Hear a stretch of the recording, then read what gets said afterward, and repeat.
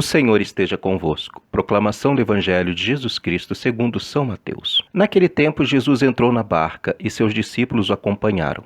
E eis que houve uma grande tempestade no mar, de modo que a barca estava sendo coberta pelas ondas. Jesus, porém, dormia. Os discípulos aproximaram-se e o acordaram, dizendo: Senhor, salva-nos, pois estamos perecendo. Jesus respondeu: Por que tendes tanto medo, homens fracos na fé?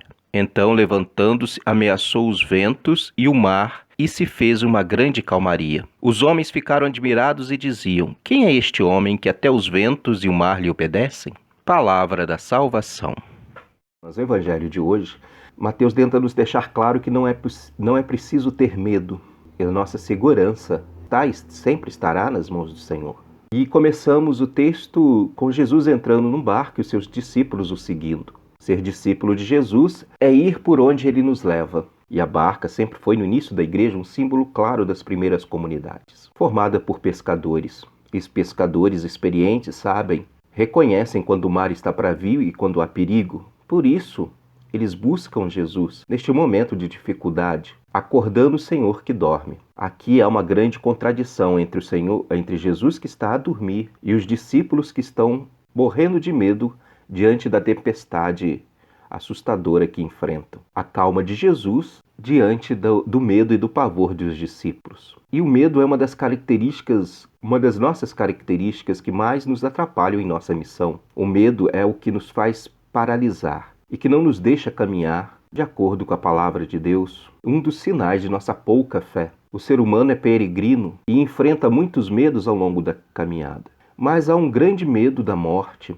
Mesmo nos vendo como criaturas mortais, temos um grande medo da morte. E em certas situações esse medo causa pavor nos próprios discípulos, como estamos vendo no nosso tempo de hoje. Basta uma nuvem de gafanhotos e já começam a todas as especulações de fim de mundo, de final dos tempos. Temos tanto medo da morte e nos esquecemos que somos discípulos do Senhor da vida. Às vezes parece que não acreditamos realmente nele. A calma de Jesus é por saber de onde vem e para onde vai. E ao nos tornarmos discípulos, deveríamos nos tornar aqueles que sabem o seu verdadeiro papel e têm um sentido nessa vida. A morte não deveria nos amedrontar, pois já foi vencida na cruz de Jesus.